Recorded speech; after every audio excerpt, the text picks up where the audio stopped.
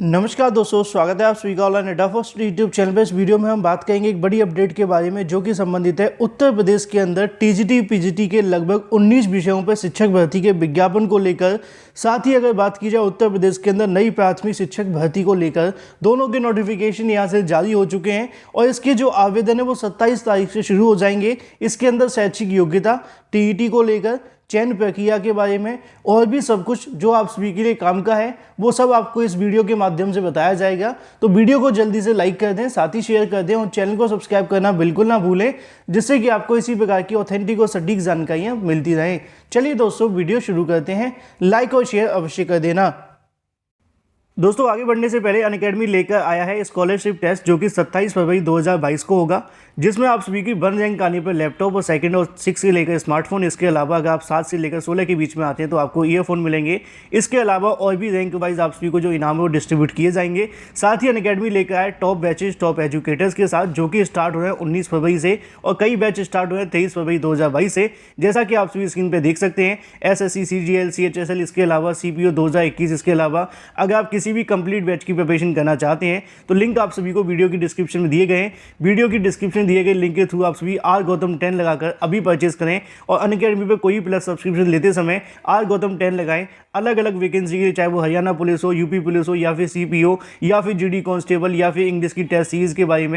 इसके अलावा SSC aspirants के लिए यहाँ पे फ्री टेस्ट सीरीज भी देखने के लिए मिलती है, जिनका शेड्यूल आप सभी के सामने दिया गया। आप सभी चाहें तो इनको भी ज्वाइन कर सकते हैं। इसके अलावा अनअकैडमी लेकर है आइकॉनिक फीचर, जिसमें आप सभी पिक्चर को अपलोड करके अपना जो डाउट है वो पूछ सकते हैं। साथ ही अपने फेवरेट एजुकेटर से रेज हैंड करके भी आप सभी अपने डाउट को क्लियर कर सकते हैं। ज़्यादा जानकारी के लिए लिंक वीडियो की डिस्क्रिप्शन में है। कोई भी यहाँ पर सब्सक्रिप्शन लेते समय आर गौतम 10 लगाना बिल्कुल ना भूलें। तो दोस्तों, पहले मैं आप सभी को इसकी शैक्षिक योग्यता के बारे में बता देता हूं कि कौन कौन से अभ्यर्थी किस किस पोस्ट के लिए आवेदन कर सकते हैं। उसके बाद मैं आप सभी को सारी जानकारी एक एक करके पॉइंट टू पॉइंट दूंगा। बस आपको वीडियो पूरा देखना है, जिससे कि आपको कन्फ्यूजन बिल्कुल ना हो। मैं आपको शैक्षिक योग्यता बताने के बाद में बताऊंगा आवेदन कैसे करना है, फॉर्म कैसे भरना है और क्या क्या आगे का प्रोसेस होगा, चयन आपका कैसे किया जाएगा। बस वीडियो को अंत तक देखते रहें और रिक्वेस्ट आप सभी से कि वीडियो को लाइक कर दें, साथ ही शेयर कर दें, क्योंकि इस चैनल के माध्यम से हर एक भर्ती के बारे में आपको जानकारी दी जाती है। बहुत मेहनत लगती है सारी की सारी जानकारी निकालने में, एक एक पॉइंट आपको समझाने में। हर एक अभ्यर्थी को लगता है कि सर वैकेंसी आ गई, नई नई वैकेंसी आ रही हैं। जो भी वैकेंसी आप सभी के मतलब की हैं आपको देने का कार्य किया जा रहा है, और ये तो उत्तर प्रदेश से आई है ना।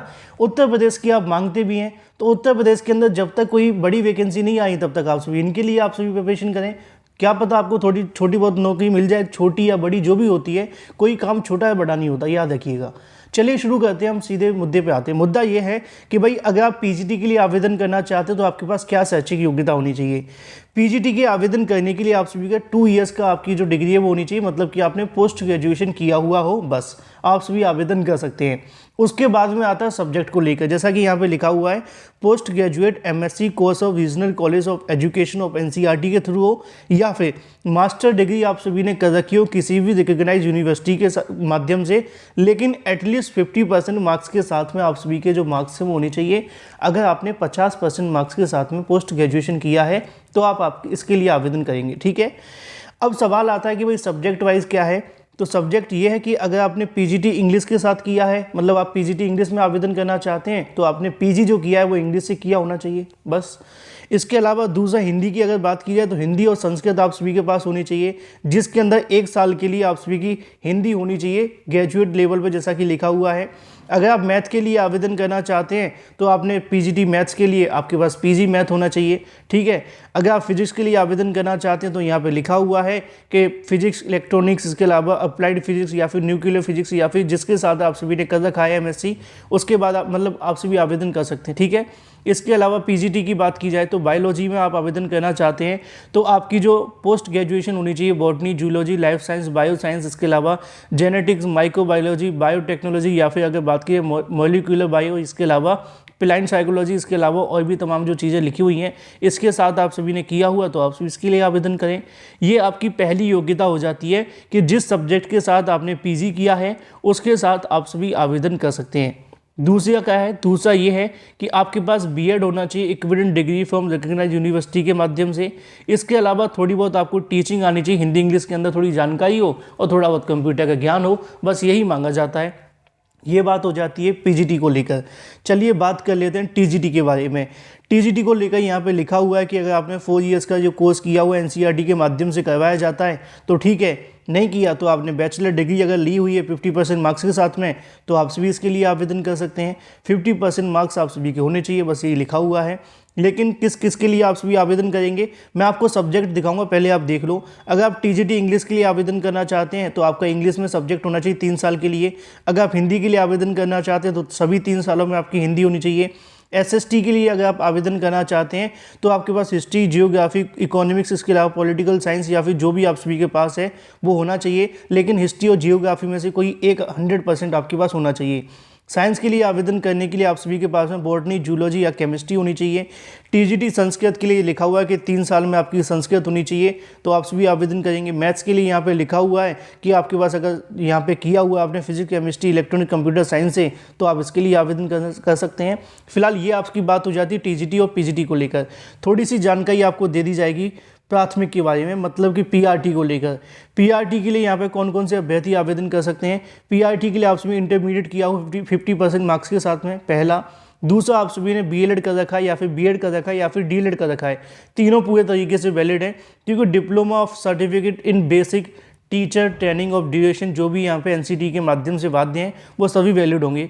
दूसरा ये है, यहाँ पे आप सभी के सामने लिखा है कि आपने सीटेट पेपर 1 आप सभी का पास होना चाहिए, तभी आप इसके लिए आवेदन करेंगे।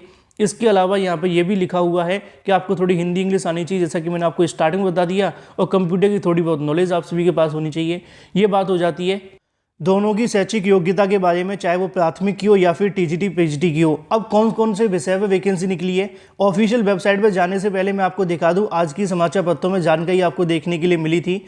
2022 और 23 के लिए वॉक इन इंटरव्यू, मतलब कि सीधा आप सभी का जो यहाँ से इंटरव्यू वो करवाया जाएगा, जिसको लेकर यहाँ पीजीटी के बारे में सब्जेक्ट लिखेंगे भौतिक विज्ञान, रसायन विज्ञान, जीव विज्ञान, गणित, अंग्रेजी, अर्थशास्त्र, वाणिज्य। इसके अलावा मतलब इकोनॉमिक्स वाले और जो कॉमर्स वाले अभ्यर्थी हैं वो भी इसके लिए आवेदन कर सकते हैं। इसके अलावा अगर बात की जाती है, नीचे आप सभी के सामने लिखा हुआ है एसएसटी को लेकर, जो कि टीजीटी पीजीटी के पद हैं। ये पद मैं आप सभी को यहाँ आगे आकर के दिखा देता हूँ, जिससे कि आपको दिक्कतों का सामना न करना पड़े।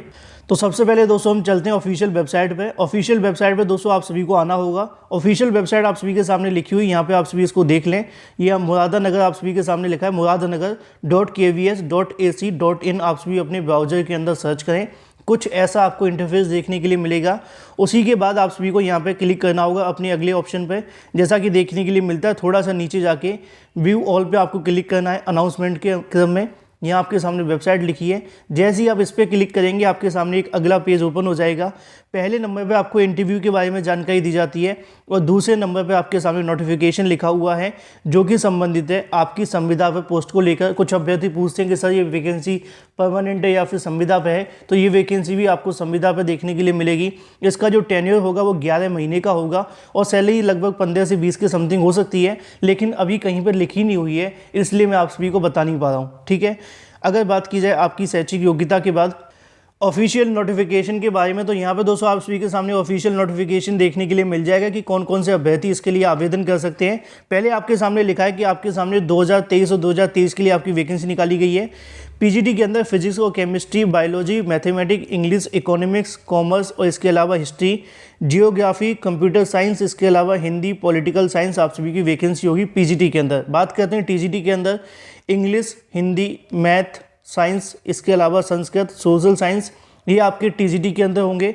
टोटल आपके सब्जेक्ट हो जाते हैं। इसके अलावा कंप्यूटर इंस्ट्रक्टर, मतलब कि कंप्यूटर प्रशिक्षक की वैकेंसी देखने के लिए मिलेगी।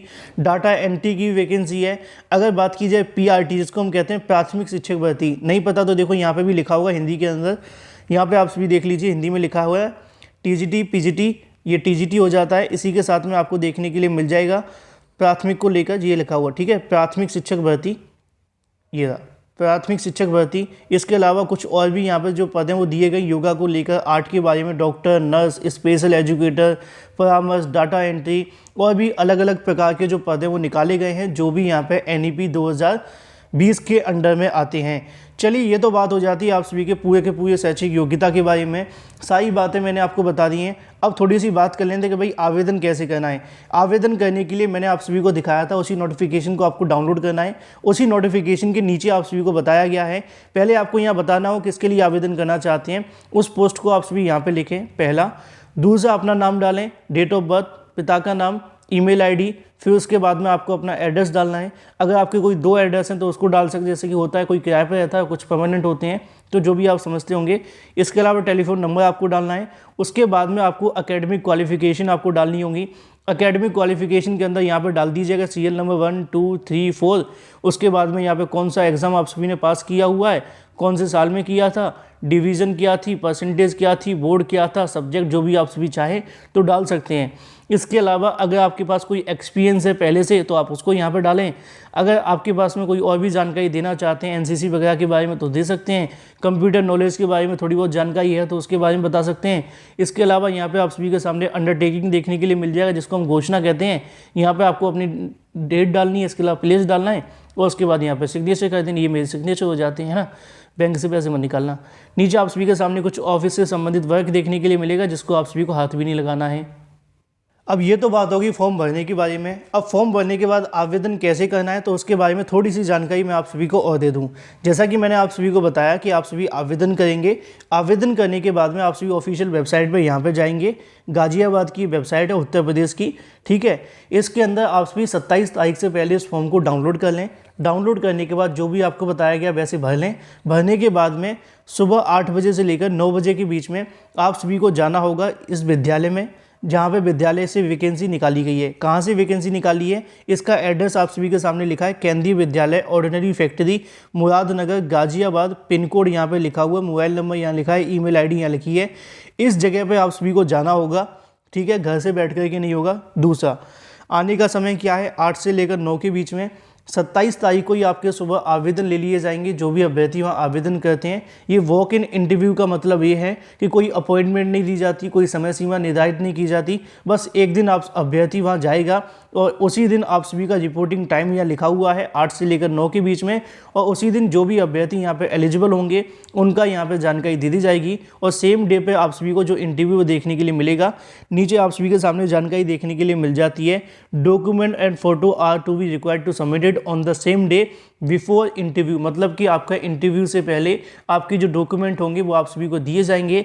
यहाँ पे लिखा है कि आपको कोई टीए डीए नहीं दिया जाएगा, मतलब कि आपका महंगाई भत्ता या यात्रा भत्ता आप सभी को देखने के लिए नहीं मिलेगा, जैसा कि यहाँ पर लिखा हुआ है। तो सारी जानकारी आप सभी के सामने आ जाती है। आवेदन करने के लिए ऑफिशियल वेबसाइट से बायोडाटा डाउनलोड कर लें। डाउनलोड करने के बाद में इस जगह पर जाकर आप सभी सबमिट कर सकते हैं। अगर अभी भी आपके मन में कोई सवाल है तो कमेंट करके बता सकते हैं। वीडियो को लाइक कर दें, साथ ही शेयर कर दें और चैनल को सब्सक्राइब करना बिल्कुल ना भूलें, जिससे कि आपको इसी प्रकार की ऑथेंटिक और सटीक जानकारियाँ सबसे पहले मिलती रहें।